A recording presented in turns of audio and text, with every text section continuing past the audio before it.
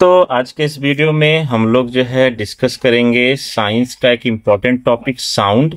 इसमें से क्वेश्चन कई बार पूछा जाता है और इसमें साथ ही साथ नेक्स्ट वीडियो में आप एमसीक्यू भी देख पाएंगे।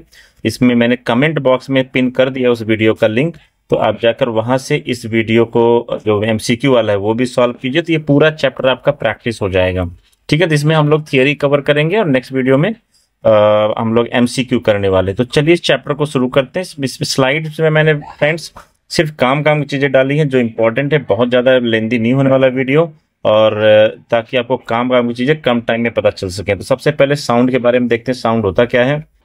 तो friends sound basically suppose example देखो यहाँ पर दिया, strike bell it vibrates and produce sound. तो वाइब्रेशन से जो है साउंड प्रोड्यूस होता है। ठीक है, ये कुछ एग्जांपल से, अगर आप जो है रबर को स्ट्रेच करो, जल्दी से वाइब्रेट कराओ तो वहां पर जो है साउंड प्रोड्यूस होता है।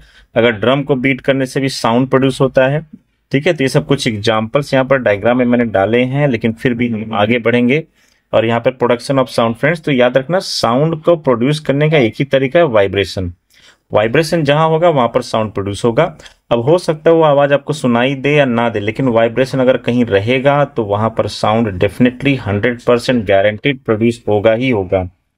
और इसके बाद जो है हम लोग इसमें vibration is the rapid to and fro. अब वाइब्रेशन होता क्या उसमें हम लोग स्लाइड में आगे डिस्कस करेंगे, लेकिन वाइब्रेशन वर्ड याद रखो, vibration is the main source.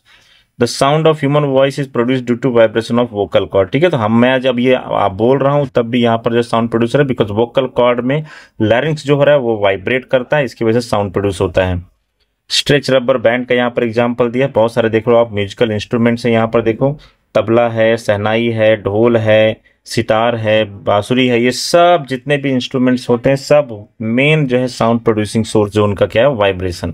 Vibration किसका, पार्टिकल्स का वाइब्रेशन होगा तो वहां पर जो है साउंड प्रोड्यूस होता है।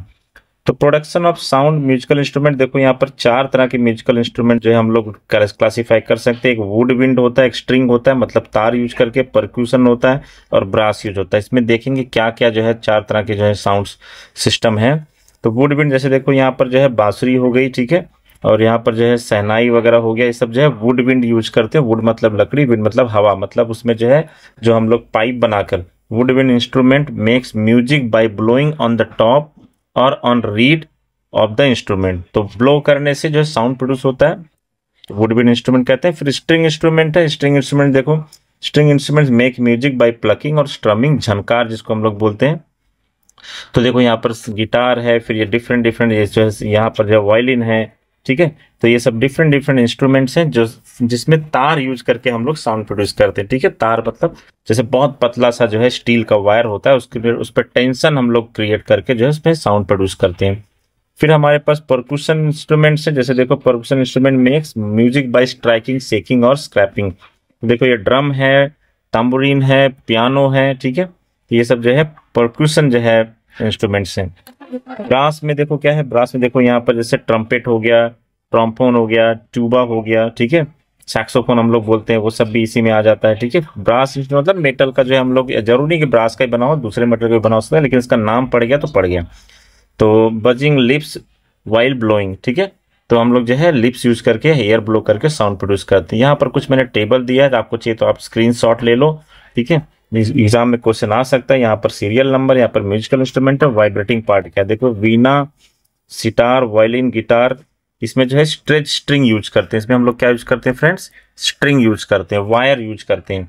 अब तबला हो गया, मृदंगम हो गया, ड्रम हो गया, इसमें हम लोग स्ट्रेच मेम्ब्रेन, चमड़ा वमड़ा यूज करके उसका पतला लेयर बनाकर उस पर स्ट्रेच करके जो है उस पर जो है हम लोग जब बीट करते हैं तो वहां पर साउंड प्रोड्यूस होता है। तो ये स्ट्रेच मेम्ब्रेन वाले ये इंस्ट्रूमेंट्स हैं। फिर आपका जो है देखो शहनाई, फ्लूट, माउथ ऑर्गन, ये एयर कॉलम हम लोग यूज करते हैं। ठीक है, तो एयर कॉलम यूज करके हम लोग यहाँ पर साउंड प्रोड्यूस करते हैं, जैसे बांसुरी आप याद रख सकते हो। ठीक है, फिर हम लोग साउंड प्रोड्यूस इन ह्यूमन, अब इंसानों में कैसे प्रोड्यूस होता है, ये इंपॉर्टेंट पार्ट है फ्रेंड, इसमें ध्यान रखना है। साउंड प्रोड्यूसिंग बॉक्स जो ह्यूमन में होता है उसको हम लोग लैरिंक्स कहते हैं। ठीक है, LARYNX, लैरिनेक्स भी कोई प्रोनाउंस करता है, कोई लैरिंक्स करता है, लेकिन ये स्पेलिंग, ये नाम याद रखना है।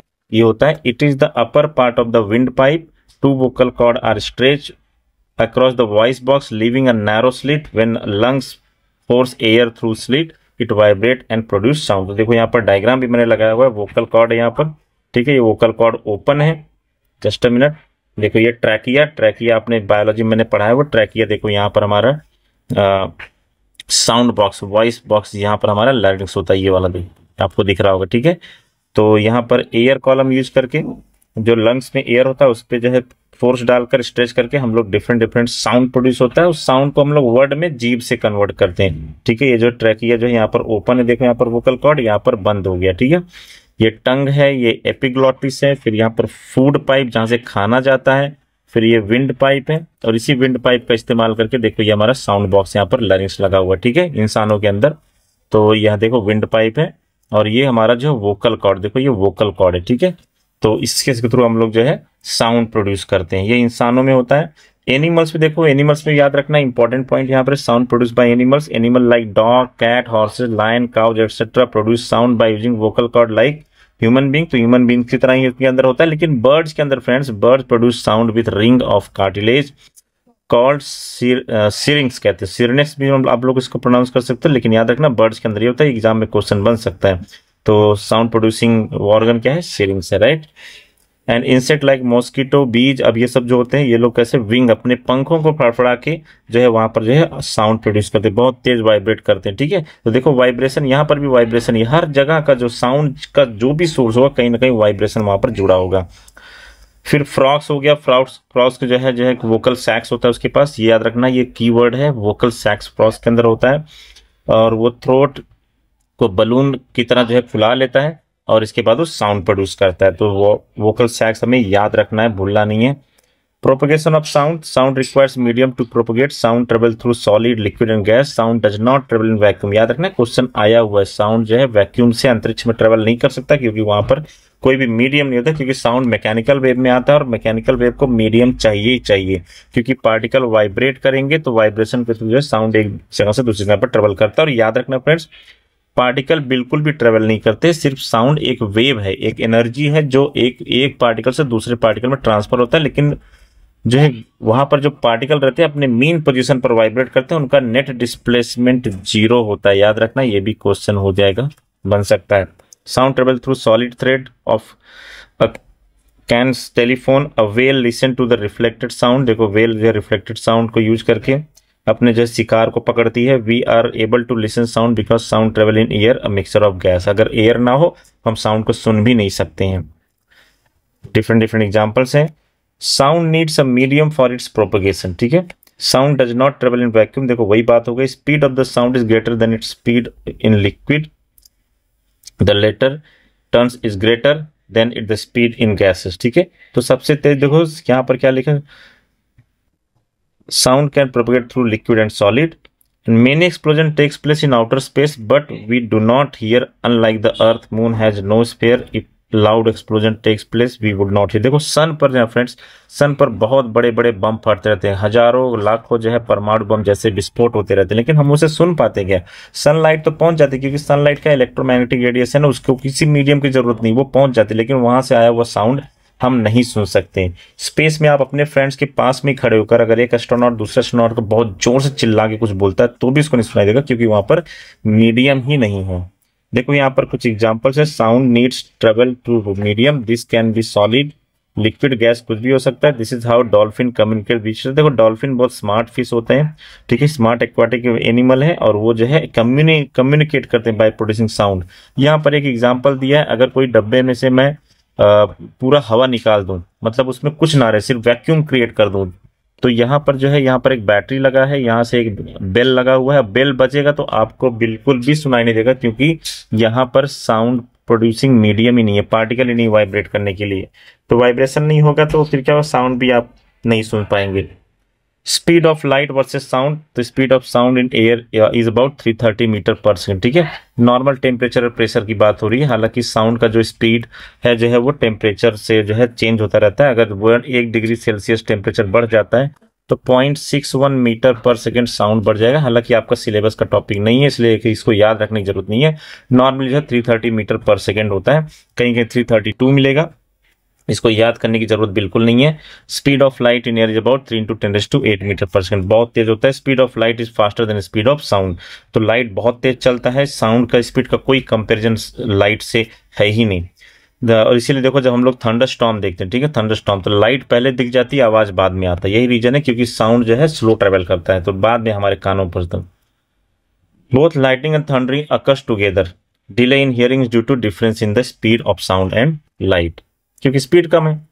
वाइब्रेशन और ऑसिलेशन फ्रेंड, इसको समझना इंपॉर्टेंट है। Vibration is the to and fro और back and forth motion of an object. Vibration is also called oscillatory motion. तो ऑसिलेशन या फिर वाइब्रेशन में डिफरेंस है, लेकिन बहुत ज्यादा डिफरेंस नहीं है।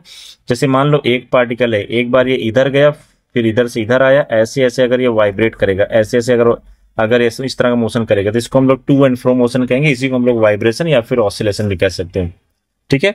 The motion of the pendulum from one extreme position to other extreme position, जैसे पेंडुलम होता है ना फ्रेंड्स, पेंडुलम देखा होगा आपने, ऐसे एक बॉब होता है, इसके बाद एक जो है इसमें स्ट्रिंग लगा होता है, अब ये दो पॉइंट के बीच में वाइब्रेट करता है, ठीक है। तो ये जो है ऑसिलेट करता है actually. Amplitude of sound wave, तो देखो जब कोई चीज ऑसिलेट करेगा फ्रेंड्स, ठीक है, तो जैसे यहां से देखो, यहां सेंटर से, अब maximum displacement of an oscillating body on either side of central position is called amplitude, O B और ओए। तो देखो यहां से ये सेंट्रल पोजीशन है, ये जो रेड कलर का मैं बना रहा हूं ये सेंट्रल पोजीशन है, और यहां से यहां तक कितना डिस्टेंस ट्रेवल किया इसने, इसी को हम लोग कहेंगे एम्पलीट्यूड। एक्चुअली डिस्टेंस सही वर्ड नहीं है, यहाँ पर डिस्प्लेसमेंट होना चाहिए, तो मैक्सिमम डिस्प्लेसमेंट यहाँ पर लिखा है। तो यहां से यहां तक का दूरी कितना है, इसी को हम लोग कहेंगे एम्पलीट्यूड। अब ये डिस्प्लेसमेंट है, जिसका मतलब एम्पलीट्यूड का जो यूनिट हो जाएगा, एम्पलीट्यूड का यूनिट जो हो जाएगा वो मीटर होगा, ठीक है, याद रखना। ये डिस्प्लेसमेंट एक्चुअली, अब ये पूरा मत जोड़ लेना, ठीक है, पूरा जो है एम्पलीट्यूड नहीं होगा। एम्पलीट्यूड सिर्फ सेंट्रल पॉइंट से यहां तक का जो डिस्टेंस होगा, मैक्सिमम कितना दूर जा रहा है। अगर ये ऐसे यहां पर बना होता तब ये इतना डिस्टेंस ट्रेवल करता, तब एम्पलीट्यूड बढ़ गया, ठीक है। तो इसी को हम लोग एम्पलीट्यूड कहते हैं, maximum displacement of particle from its mean position. ये हमारा सेंट्रल पोजीशन को ही मीन पोजीशन कहा जाता है। आगे बढ़ते हैं, फ्रीक्वेंसी। और फ्रेंड्स फ्रीक्वेंसी कहीं पर भी है, उसका जो है पर सेकंड से रिलेशन होता है। अब कोई चीज वाइब्रेट कर रहा है तो एक सेकंड में कितनी बार वाइब्रेट कर रहा है, how many number of oscillation in 1 second. इसीलिए फ्रीक्वेंसी का फॉर्मूला क्या है, 1/t है। अब 1/t, अब इसका यूनिट क्या हो जाएगा, इसका यूनिट हो जाएगा पर सेकेंड, पर, या फिर इसको सेकेंड इनवर्स लिखो, या फिर 1/सेकेंड लिखो, और दूसरा जो यूनिट है उसका नाम है हर्ट्ज। तो हर्ट्ज बोलो या फिर पर सेकेंड बोलो, दोनों ही यूनिट है किसके, फ्रीक्वेंसी के। दोनों अगर आ गया, दोनों सही ऑप्शन होंगे, ठीक है। Frequency is 1/t, f is equal to 1/t। अब ये t क्या है, t है टाइम पीरियड। अब टाइम पीरियड को डिफाइन कर लेते हैं। तो फ्रेंड जैसे मान लो पेंडुलम है मेरे पास, ठीक है, मान लो ये मेरे पास पेंडुलम है, और ये पेंडुलम जो है मान लो ऐसे, मान लो यहाँ से ये जो ये पोजीशन है, यहाँ से इसने चलना शुरू किया, यहाँ से यहाँ आया, फिर यहाँ से यहाँ गया, ठीक है। तो ये पूरा एक ऑसिलेशन के लिए कितना टाइम लेता है, मतलब जहां से चला फिर से वहीं पर आने के लिए कितना टाइम ले रहा है, that is called time period. अब उस टाइम पीरियड को 1/t कर दोगे, मतलब अगर आप जैसे 10 सेकंड लेता है तो 1/10 सेकंड कर दो, तो ये 0. क्या हो गया, 1 आपका फ्रीक्वेंसी हो गया फ्रेंड्स, ठीक है। 0.1 हर्ट्ज लिखेंगे इसको, ठीक है। होप आपको समझ में आ रहा होगा, ठीक है। यही हम लोग इसको हम लोग क्या कहते हैं, फ्रीक्वेंसी कहते हैं, नंबर ऑफ ऑसिलेशन। ये इंपॉर्टेंट इसलिए क्योंकि आगे हम लोग कुछ पढ़ने वाले हैं जिसमें आपको क्वेश्चन इस सीटेट में बहुत फ्रीक्वेंटली पूछा जाता है, इसलिए ये डेफिनेशन हमें याद रखना जरूरी है। अब हम लोग बात करते हैं लाउडनेस। देखो जिसकी मैं बात करता हूँ वही आ गया। तो लाउडनेस मतलब कितना आवाज तेज है, loudness of sound depends upon the amplitude. ये क्वेश्चन सीटेट में आया हुआ है कि लाउडनेस किस पर डिपेंड करता है, लाउडनेस डिपेंड करता है एम्पलीट्यूड पर। If the amplitude is less sound is feeble, अगर एम्पलीट्यूड जो है कम है तो जो है वहां पर साउंड जो है कम सुनाई देगा आपको। If the amplitude is more sound is loud, the unit of loud is decibel. Decibel में लाउडनेस किसमें मेजर किया जाता है, डेसिबल में मेजर किया था, याद रखना फ्रेंड्स, ये सब भी क्वेश्चन बनते हैं। अब दूसरा चीज इंपॉर्टेंट यहाँ पर, pitch of the sound that is shrillness और flatness depends upon the frequency of vibration, ठीक है। तो याद रखना पिच जो है डिपेंड करता है किस पर, फ्रीक्वेंसी पर, और लाउडनेस किस पर डिपेंड करेगा, एम्पलीट्यूड पर। इसीलिए ऊपर जो है मैंने डिफाइन किया लाउडनेस और पिच को, लाउडनेस और एम्पलीट्यूड को। If frequency less sound has low pitch, example sound of drum, sound of adult etcetera.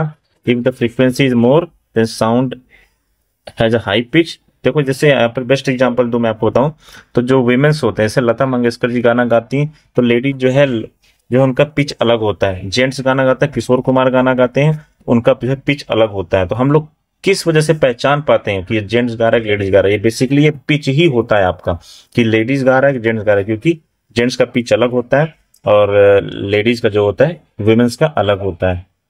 तो ये हमें याद रखना है। तो पिच जो है फ्रीक्वेंसी और लाउडनेस एम्पलीट्यूड। आगे बढ़ेंगे नेक्स्ट क्वेश्चन की तरफ। Persistence of hearing, the sensation of hearing of any sound persist in our brain for 0.1 second. ये भी याद रखना, this is called persistence of hearing. कोई भी आवाज हम सुनते हैं तो कितने देर तक जो है हमारे दिमाग में रहता है, मेमोराइज रहता है, वो 0.1 सेकंड तक। ठीक है। Persistence of hearing help us to get a feeling of continuity while hearing 1 second after another. Due to persistence of hearing, the direct original sound and reflected sound reaches ear in lesser time than 0.1 second, mingle together and do not produce any separate sound of their own. This saves us from confusion and difficulty. तो जल्दी जल्दी हम उसको जो है तुरंत brain process कर लेता है 0.1 सेकंड में। तो परसिस्टेंस ऑफ हियरिंग याद रखना कितना होता है, 0.1 सेकंड। सीटेट के पॉइंट ऑफ व्यू से इंपॉर्टेंट है। Audible and inaudible sound, friends देखो साउंड बहुत तरह के होते हैं। एक तो होता है जो हम सुन पाते हैं और एक होता है जो नहीं सुन पाते। ठीक है। जिसको हम लोग सुन पाएंगे that is called audible, and if you are not able to listen that sound that is called inaudible. जैसे मान लो कोई भी पेंडुलम है, ठीक है, अगर वो जो है 1 सेकंड में अगर मान लो जो है स्लो वाइब्रेट कर रहा है, ठीक है, स्लो ऑसिलेट कर रहा है, तो ये साउंड प्रोड्यूस करेगा लेकिन हमें नहीं सुनाई देगा, बट ये साउंड प्रोड्यूस करता है। ठीक है। मान लो 1 सेकंड में एक बार जो है ये ऑसिलेट करता है तो ये हमें आवाज सुनाई नहीं देगा। ठीक है। लेकिन साउंड प्रोड्यूस होगा वहां पर, तो इसको हम लोग कहेंगे inaudible sound. Audible, inaudible. Audible sound क्या है, which can hear, it has frequency between 20 hertz to 20,000 hertz. मतलब आप जो है 20, अगर 1 सेकंड में कोई चीज 20 बार ऑसिलेट कर रहा है और 20 बार से लेकर 20,000 बार अगर कोई चीज ऑसिलेट कर रहा है 1 सेकंड में, तो वो हमें सुनाई देगा। वो ये ह्यूमन हियरिंग रेंज है फ्रेंड्स। याद रखना कोई भी जो आवाज, कोई भी चीज आवाज जो आपको सुनाई दे रही है, मतलब वहां पर वाइब्रेशन 20 से लेकर 20,000 बार 1 सेकंड में हो रहा है, इसको हम लोग बेसिकली ऑडिबल फ्रीक्वेंसी कहते हैं। ठीक है। हियरिंग फ्रीक्वेंसी का हो या फिर ऑडिबल फ्रीक्वेंसी कितना होना चाहिए, 20 हर्ट्ज टू 20,000 हर्ट्ज। अगर 20 हर्ट्ज से कम है, 20 हर्ट्ज से कम है तो उसको हम लोग इंफ्रासाउंड कहते हैं। 20 हर्ट्ज से 20,000 हर्ट्ज ज्यादा होगा तो अल्ट्रासाउंड कहेंगे इसको हम लोग। ठीक है। Inaudible sound is which we can hear, it has frequency less than 20 hertz and more than 20,000 hertz. Sound which frequency are more than 20 hertz called ultrasonic. इसको जिसका मतलब कोई भी साउंड वेव जिसमें वाइब्रेशन जो है 1 सेकंड में 20,000 बार से ज्यादा है उसको हम लोग अल्ट्रासोनिक कहेंगे, और अगर 20 बार से कम है तो उसको हम लोग इंफ्रासोनिक कहेंगे। Some animals like dog can hear ultrasonic sound higher than, तो कुत्ते लोग जो होते हैं ना या फिर छोटे बच्चे भी वो 20 किलो हर्ट्ज से भी ज्यादा सुन पाते हैं। बैट्स प्रोड्यूस अल्ट्रासोनिक साउंड, तो जो चमगादड़ होते हैं वो कौन सा साउंड प्रोड्यूस करते हैं, अल्ट्रासोनिक साउंड। वो अपने नेविगेशन के लिए यूज करते हैं बैट साउंड। ठीक है। तो ये भी याद रखना है, उनका जो है मतलब फ्रीक्वेंसी 20,000 से ज्यादा होता है। हम नहीं सुन सकते बैट की आवाज को, लेकिन कुत्ते सुन लेते हैं। ठीक है। रेंज ऑफ हियरिंग, तो देखो ह्यूमन हियरिंग रेंज है 20 हर्ट्ज से 20,000, यहाँ पर 20,000 रहेगा फ्रेंड्स, 20,000 हर्ट्ज तक रहेगा। Sound whose frequency less than 20 hertz called infrasonic sound. Animals like dog, elephant, rhinoceros, whale etcetera produce and hear infrasonic sound. ये लोग बहुत कम आवाज भी सुन लेते हैं। और यहाँ पर 20 फिर से रहेगा 20,000। Sound whose frequency more than 20,000 hertz is called ultrasonic sound. ठीक है। डॉल्फिन वगैरह इसके एग्जाम्पल्स भी याद रखा करो। Bats use reflection of ultrasonic sound wave to detect obstacle.